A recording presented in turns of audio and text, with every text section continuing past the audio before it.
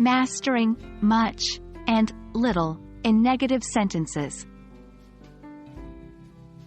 Hello everyone, and welcome back to our English language learning series. Today, we're going to dive into a crucial element of English grammar, using much and little in negative sentences. These two words can be a little tricky, but don't worry, by the end of this video, you'll be forming sentences with much and little like a pro. Before we jump into the construction of negative sentences, it's essential to understand the use of much and little. Both these words are quantifiers, meaning they express quantity.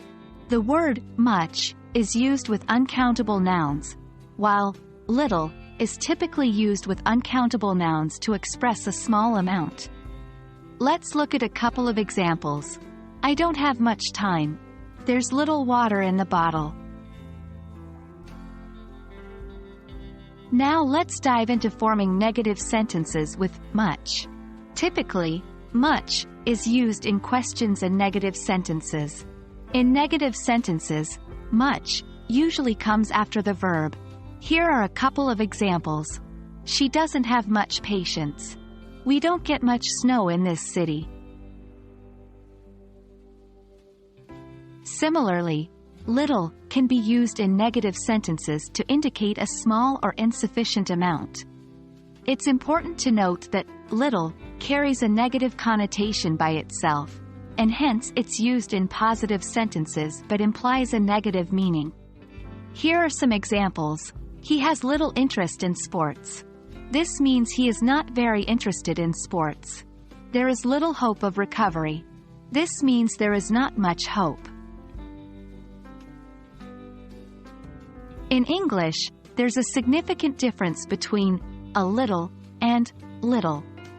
A little has a more positive connotation and means some, though not much, while little, with no article, a, suggests a negative meaning, indicating hardly any or not enough. Let's compare. I have a little money. I don't have a lot, but I have some. I have little money. I hardly have any money. Alright, there you have it.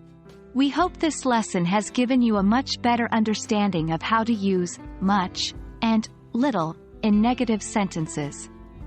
Remember, practice is key when it comes to mastering any aspect of language learning. So, don't forget to practice these concepts by forming your own sentences. Until next time, happy learning!